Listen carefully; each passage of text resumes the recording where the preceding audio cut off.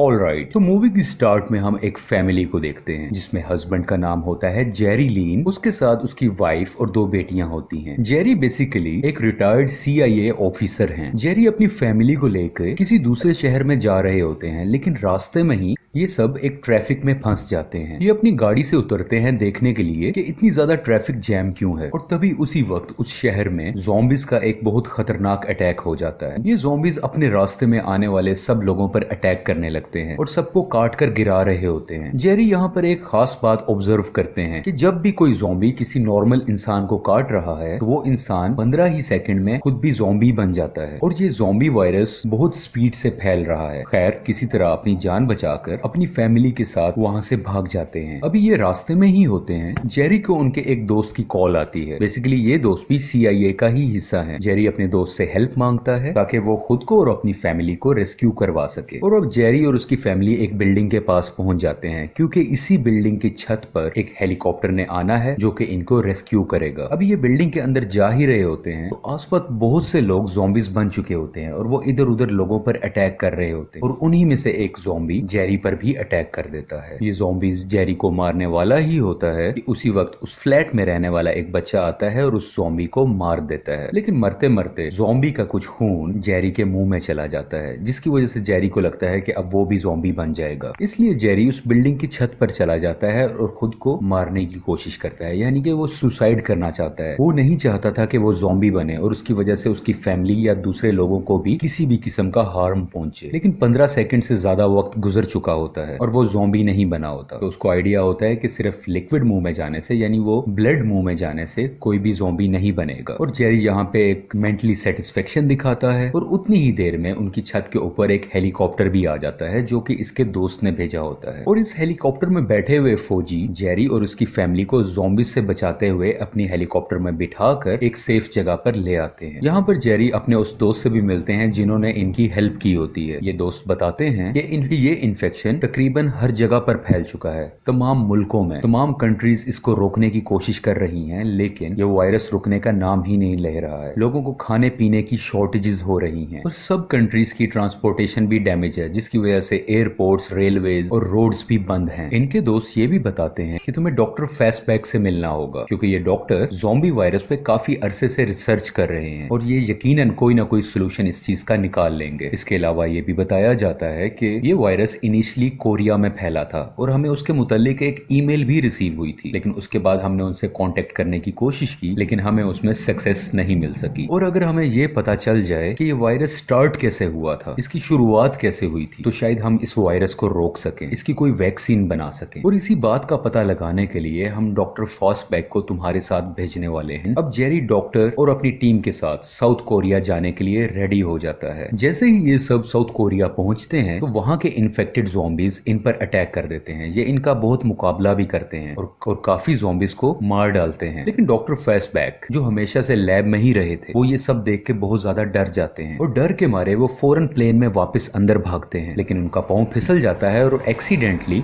वहां पर मौजूद गन से एक फायर होता है और उसी फायर से एक्सीडेंटली इनकी डेथ हो जाती है। अब डॉक्टर तो मर चुके हैं, लेकिन जेरी अपनी बची कुची टीम के साथ साउथ कोरिया के एक हेल्थ सेंटर में पहुंचते हैं जहां से बेसिकली ये केस पहली दफा फैला था, यानी कि जहां से ज़ॉम्बी वायरस स्टार्ट हुआ था। वहां पर एक ऑफिसर जेरी को बताते हैं कि ये जो लाश तुम देख रहे हो, ये जो डेड बॉडी तुम्हारे सामने है, ये इस ज़ॉम्बी वायरस का सबसे पहला विक्टिम था। जेरी उस ऑफिसर से पूछते हैं कि इस आदमी को किस चीज ने काटा था जिसकी वजह से ये पहली बार ज़ॉम्बी बना, लेकिन वो ऑफिसर इसके बारे में कुछ ज्यादा इंफॉर्मेशन नहीं रखते थे। अभी ये सब यहाँ से जाने ही लगते हैं तो वहां पर जेल में बैठा हुआ एक कैदी इन सब की अटेंशन अपनी तरफ करता है और इन सबको इन होने वाले इंसिडेंट्स के मुतालिक बहुत सी बातें बताने लगता है, जैसे कि इसराइल अपने मुल्क के चारों तरफ एक बहुत बड़ी दीवार खड़ी कर रहा है क्योंकि इसराइल पहले से जानता था कि ये अटैक होने वाला है। उसको ये खबर पहले से ही थी और इस सब के पीछे इसराइल की इन्वॉल्वमेंट हो सकती है। इसके अलावा तुम्हें और भी जवाब चाहिए तो तुम इसराइल के शहर जेरूसलम में जाकर एक आदमी से मिलो, वो तुम्हारे सारे कॉन्सेप्ट क्लियर कर देगा,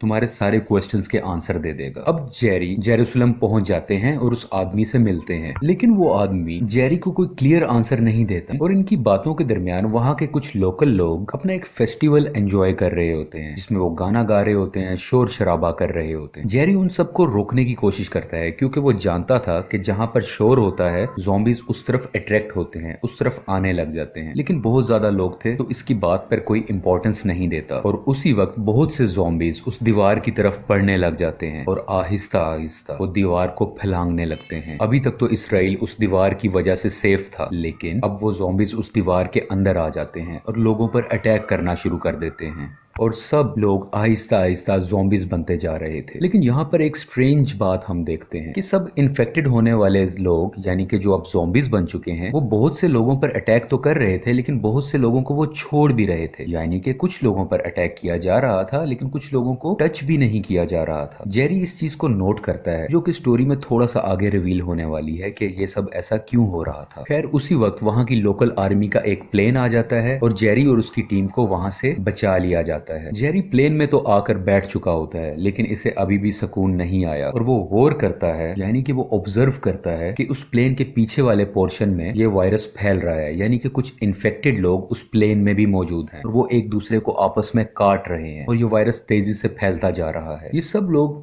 अपना लगेज जहाज के दरमियान वाले हिस्से में रख देते हैं ताकि उन ज़ॉम्बीज को ये सब लोग नजर ना आए। लेकिन बाय मिस्टेक एक आदमी से अपना लगेज गिर जाता है जिसकी वजह से शोर होता है और ज़ॉम्बीज शोर की तरफ तो अट्रैक्ट हुआ करते हैं और सब ज़ॉम्बीज इन सब पर अटैक करने लगते हैं। जेरी और बाकी लोग बहुत बचने की कोशिश करते हैं लेकिन एक वक्त आ जाता है कि जेरी सिचुएशन को कंट्रोल नहीं कर पाता और एक ग्रेनेड निकालकर उस प्लेन में फेंक देता है। क्योंकि ये प्लेन उड़ रहा होता है तो प्लेन में बहुत बड़ा धमाका होता है जिसकी वजह से इनका जहाज क्रैश हो जाता है। इस पूरे प्लेन क्रैश में सिर्फ दो लोग ही बचते हैं, एक जेरी और एक फीमेल ऑफिसर जिनका नाम सेकंड है। ये दोनों काफी जख्मी तो हो चुके होते हैं लेकिन बहुत मुश्किल से ये दोनों WHO की रिसर्च फैसिलिटी में आते हैं। जेरी को यहाँ पर फर्स्ट एड दी जाती है और WHO के डॉक्टर्स के पूछने पर जेरी बताता है कि बेसिकली मेरे यहाँ आने का पर्पस है कि मैं एक वैक्सीन हासिल कर सकूं ताकि इस वायरस को रोका जा सके जो बहुत ज्यादा इफेक्टिव हो लेकिन जानलेवा ना हो। क्योंकि मैंने एक बात नोटिस की थी कि जब भी इन्फेक्टेड ज़ॉम्बीज दूसरे इंसानों पर हमला करते हैं तो वो कुछ लोगों को छोड़ देते हैं, उन्हें बिल्कुल ही अनदिखा कर देते हैं क्योंकि वो लोग पहले से ही किसी न किसी बीमारी में मुब्तला थे। यानी कि जो लोग ज़ॉम्बी नहीं थे उनको पहले ही कोई ना कोई बड़ी डिजीज थी और इसलिए ज़ॉम्बी उन लोगों को छोड़ देते थे क्योंकि ज़ॉम्बी सिर्फ हेल्दी बॉडी को ही इन्फेक्ट करते हैं, सिर्फ हेल्दी लोगों को ही काटते हैं और अपना वायरस उनमें फैलाते हैं। ये ज़ॉम्बी स्मार्ट हैं, ये पहले से ही बीमार हुए शख्स को नुकसान नहीं पहुंचाते हैं। अब बेसिकली ये सब लोग डॉक्टर्स होते हैं तो वो उसे कहते हैं कि हमें तुम्हारी थ्योरी प्रूफ करने के लिए एक प्रूफ चाहिए, हम ऐसे ही तुम्हारी बातों पर यकीन नहीं कर सकते। जैसे कि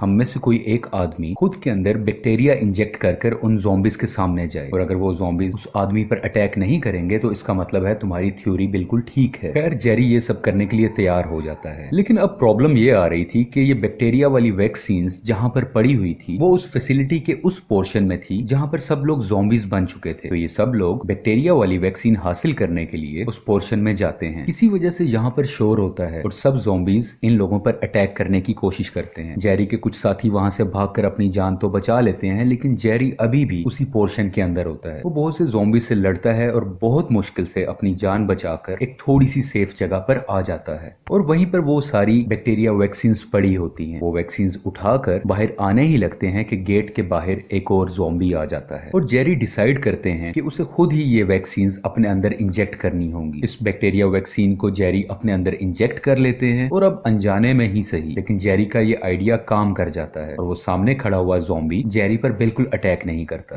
क्योंकि जेरी अब इन्फेक्टेड हो चुका था और ये ज़ॉम्बीज किसी भी ऐसे इंसान पर अटैक नहीं करते जिसके अंदर बहुत ज्यादा बैक्टीरियाज हों या उसके अंदर डिजीजेज हों, वो किसी बीमारी में हो। जेरी ज़ॉम्बीज के दरमियान से निकलता हुआ वो सब वैक्सीन लाकर डॉक्टर्स और साइंटिस्ट को दे देते हैं और सब लोग बहुत खुश होते हैं कि उन्हें इस बीमारी का इलाज मिल गया है, यानी कि उनके पास अब इस ज़ॉम्बी वायरस का क्योर है। इसके अलावा जेरी कुछ वैक्सीन लेके अपनी फैमिली के पास जाते हैं और उनको वो वैक्सीन देते हैं और अपने उस दोस्त को भी देते हैं जिसने इनकी जान बचाई होती है मूवी के शुरू में हेलीकॉप्टर भेजकर, ताकि इस पर मजीद रिसर्च की जा सके और इस वैक्सीन को बढ़ाया जा सके और सब लोगों में दी जा सके। और यहीं पर यह मूवी भी एंड हो जाती है। Thank you so much.